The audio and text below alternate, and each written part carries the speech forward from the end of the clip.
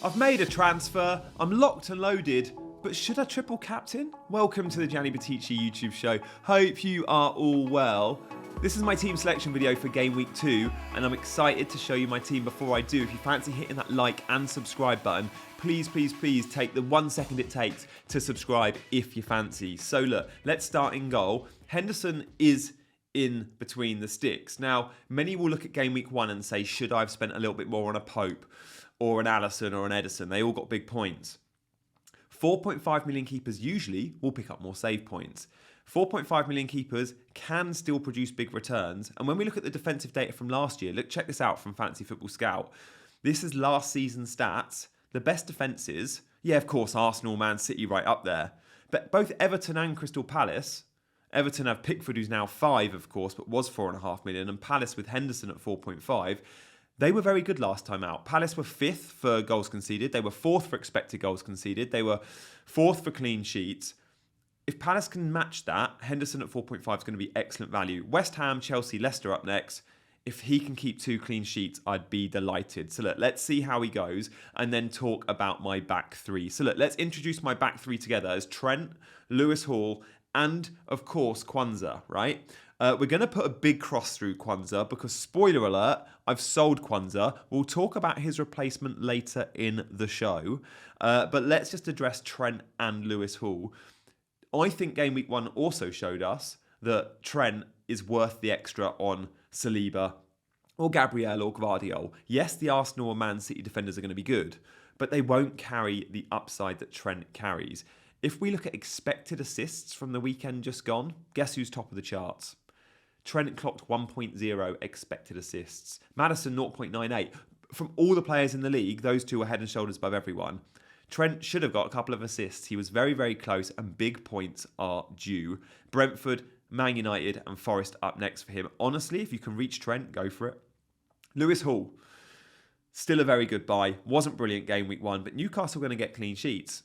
And against Bournemouth, they've got a chance. Against Tottenham the week after, they've got a chance. And then against Wolves, they've got a chance. Lewis Hall at 4.5 is going to be a good buy. Livramento 2, with Trippier looking like he's off. Quansah we'll talk about in a sec why I sold him. I did beat that price drop on Quansah. I sold him at 4.5. He is now 4.5 million. We'll talk about some top replacements for Quansah in just a second. But before we do, let me introduce you to today's sponsor. It's OneFootball. And I know many of you watching probably already use OneFootball. But for those that don't, it's the home of football for me. Like, I use it on a daily basis, whether I'm looking at sports news or transfer gossip, or if I just want to watch short video clips of the goals. OneFootball is brilliant for all of that. It's free. It's a free app available in the App Store, iOS, Android. Check it out. There's a link in the description. If you go through my link, it helps me out. I'm an affiliate with them. Let's move on to my midfield then, because the midfield disappointed last time out for me because I had Son and he wasn't great. So when we look at Son, in theory, he should have done well against Leicester. That first half, his numbers were good. And when we look at his numbers from last season, again, I can show this from the Scout members area. Do check Scout out. Like, last season, he ranked 4th for goals of all midfielders, 2nd for assists. In terms of goals and assists, I think only Palmer and Salah had more goal contributions than Heung-min Son.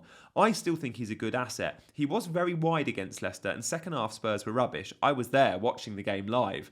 Really frustrating to see him blank.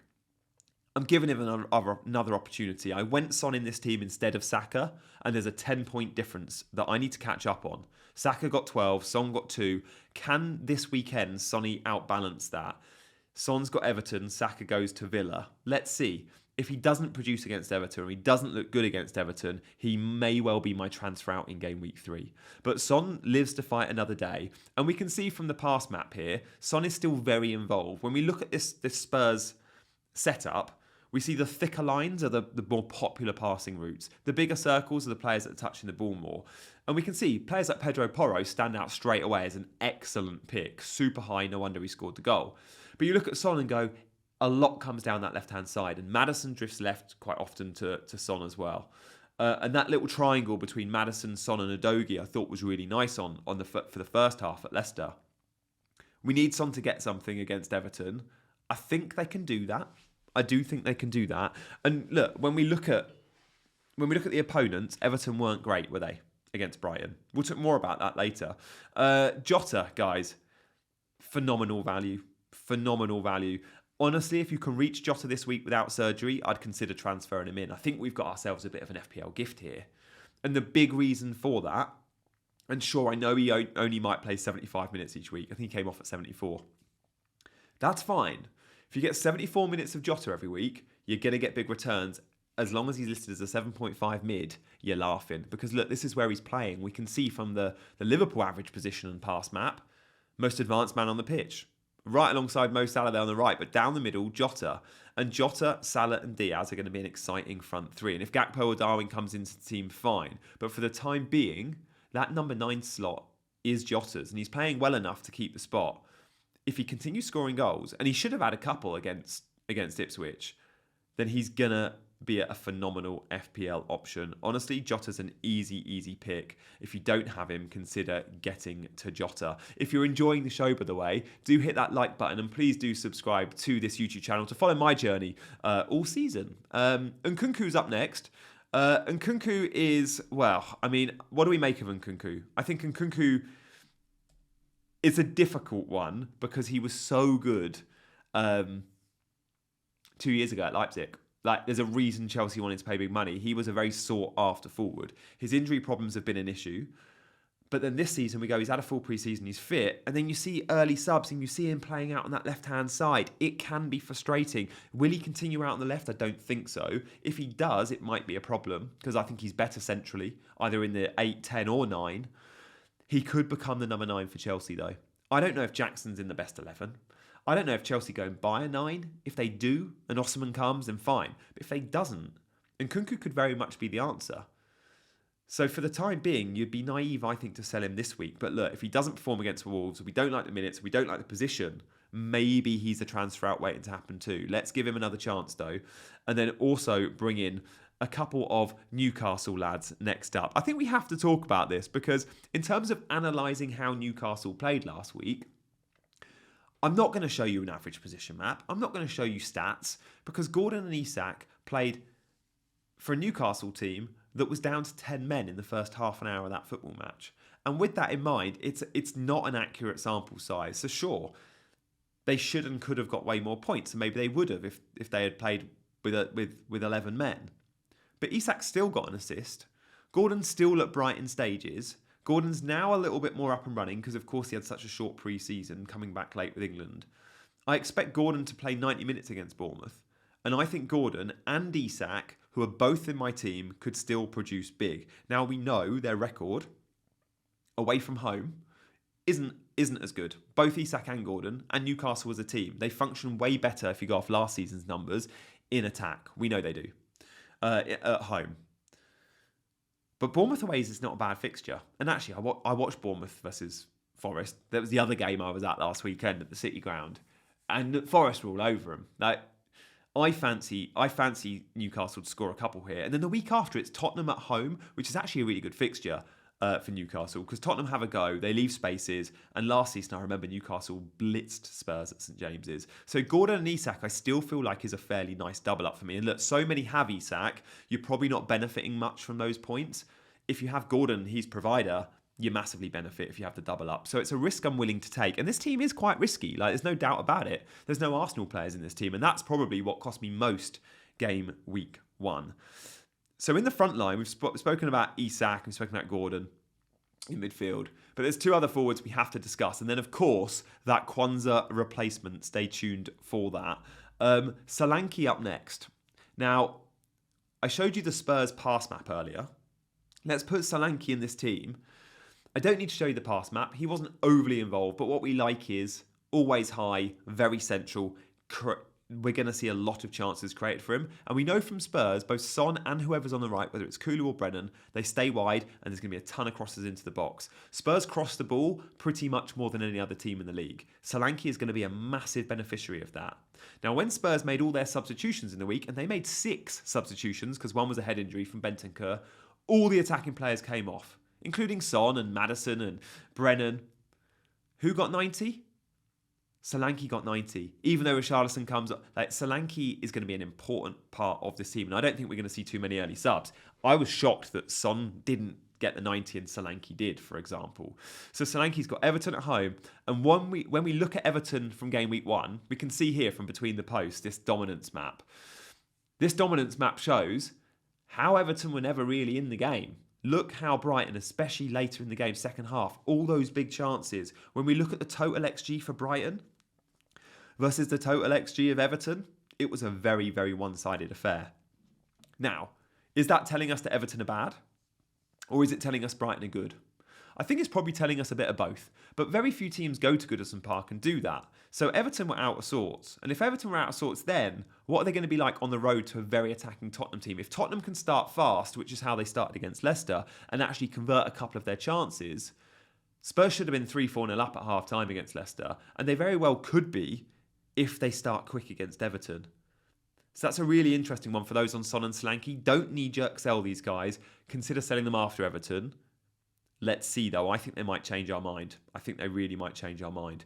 Haaland is in. Of course he is. The numbers from Haaland are insane. And triple captaincy is something that needs to be discussed. We're going to come back to Haaland in a sec. Let's drop him in my team because you're all probably looking at the screen going, he's still not told us who his transfer is. So let's talk about triple captain and my bench in a second. But first, let's talk Quansah. Because Quansah has dropped in price Tuesday night. And the price drops are around 1-2 a.m. by the way, guys. And there's loads of sites you can use to predict price changes. It's never 100% accurate. But if you just search on Twitter, you'll find lots of accounts tweeting about the potential drops, including myself. And I tweeted on Tuesday night like, oh, do we drop? Do we go early? Do we not? And look, I couldn't risk it because drop to 4.4, and unless you left money in the bank, and very few managers do leave money in the bank, you're then shopping in the 4 million bracket, and you've got to buy a Southampton or a Leicester defender, right? So I went early and I looked at the 4.5 million options. I love Rico Lewis, but it's a massive minutes risk and I need someone that can play every minute. Because on my bench, you're going to see Barco in a minute and we know he's off. So I've gone for someone that does play every minute for an okay defence, but he offers a lot of upside. Introducing Anthony Robinson, the American international of Fulham. Now, he's a legit option. Someone I was thinking at pre-season anyway. He impressed me against Man United in game week 1. Fulham have just become defensively more solid because they've signed Joachim Andersen, or they're signing Andersen from Crystal Palace, and also Sander Berge to hold in that midfield. So Berge and Andersen make them stronger defensively. And the fixtures for Fulham are insane, and that's the key. They play Leicester, Ipswich, West Ham, Newcastle. 2 of the next 2 are 2 newly promoted teams, and 3 of the next 4 are home games. I love that for Robinson, who we can see from that average position map, again, another map from between the posts, at Old Trafford, look at those passing lines. A lot out the back comes from Bassi, and he gives it to Robinson. That's a really popular route, and a lot of the players build up on that left-hand side. The left-hand side is where they're most dangerous. I can see some attacking points for Robinson. That's another reason why I put him in my team, even if maybe clean sheets aren't as guaranteed. Let's see. So look, I really, really like it. And actually, when we look at some attacking data, and we can see some attacking data from the season, from game week 2 so far. So when I look at Rob T's graphic, for example, this projects the clean sheet odds and the projected goal scored odds of the game week. So let's just look at clean sheets when we're talking about Fulham here. Fulham are 34% likely to the bookies to keep a clean sheet. The bookies say Fulham have a higher chance of keeping a clean sheet than Arsenal, Chelsea, Palace, good teams. Only Spurs, Liverpool, Man City have a higher chance of a clean sheet, according to the bookies. So Robinson is a nice entry point here. It does make you think, when you see the goals projected, if triple captain Haaland is a legit option this week. The bookies think City will get 3.3 goals. There's a couple of Haaland involvements in that. Of course there is. That's a huge, huge prediction there. And I don't hate the idea, and I don't want to convince anyone not to triple captain Haaland. They also think Liverpool score big, Spurs score big. They've actually got Chelsea, Arsenal, Newcastle in that order too. But it looks like it's going to be a very, very high scoring game week. We could see some high FPL scores. So look, let's come off that graphic and just talk, should we consider triple captain Haaland with that projection and that fixture? Now, the big things we have to evaluate with triple captain are double game weeks. This season, we are projected to get fewer because of the FA Cup replays. If we're going to get fewer double game weeks, what does that mean? Well, bench boost, free hit, wildcards. When do we use them? I still think if we get 2, I probably want to triple captain in one, bench boost in another, and maybe I free hit in a blank. We've done that before. I also look at it and go, okay, that's a negative to triple captain this week. The other negatives to triple captain this week are the fact that Man City aren't fully up and running. They're not in full gear. They're probably in 3rd gear, beating Chelsea. They're not in 4th. They're not in 5th. They didn't look great against United. They weren't amazing against Chelsea in the last 2 games. They're still winning games. They'll still score goals, but they're not optimal Man City, and they often don't get there for a few months into the season because, a lot of their players have been involved with the Euros, so it's not had a full pre-season. We've seen reduced minutes. We've seen players leave. Not many come in. Loads of reasons. So they're the reasons why perhaps not to triple captain Haaland. The reasons for it are, of course, the opponent is great. Haaland is guaranteed, or should be guaranteed, 90. And there is no fixture congestion of they've got Champions League on Wednesday night. And therefore, does Haaland see reduced minutes? I would, however, say later in the season, there will be weeks where they maybe have no midweek fixture and a good triple captain option, or they have a midweek fixture that's the Carabao Cup and you go, Haaland's going to be rested anyway. So I don't think we should worry too much about that. I still want to wait for the doubles.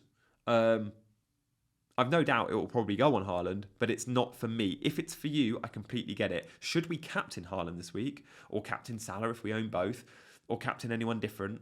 Guys, honestly, I'd just go Haaland. If you don't own Haaland, I would actually consider captaining. If you do own, say, a Foden or a De Bruyne or another City player, I'd consider captaining them because I do see that as the biggest fixture of the weekend. So that's where we're at with captaincy. Let's talk about my bench. On the bench, of course, we have a bit of fodder in goal. No one really expects their 4 million keeper to get minutes, and I certainly didn't expect that with Bentley. So look, Bentley's on the bench. We also have Rodgers as my first sub.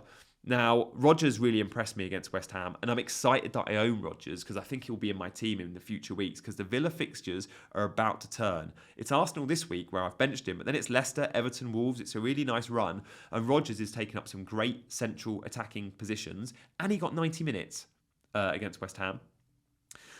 Then have Johnson of Ipswich, who should start. He didn't start against Liverpool, but the Wes Burns, who played right back in that game, right wing back, did what looked like a hamstring. So Johnson, I think, is going to be in the team. And Barco, we know, he's off to Spain. So Barco, unfortunately, is going to be a bit of a dead option. I don't think that matters too much. I think there's a very good chance I don't need that 3rd sub spot, especially if we're looking at, say, game week 6 wildcard, which I'm not planning per se, but it's definitely on my radar. It might be something I do. So as things are set, I'm captaining Haaland. I'm not triple captaining. My captain is locked at Robinson. I'm very happy with that decision. I'm praying for some clean sheets. The data suggests both Liverpool, City will score big. The data also suggests that the likes of Spurs and Fulham could keep a clean sheet this week.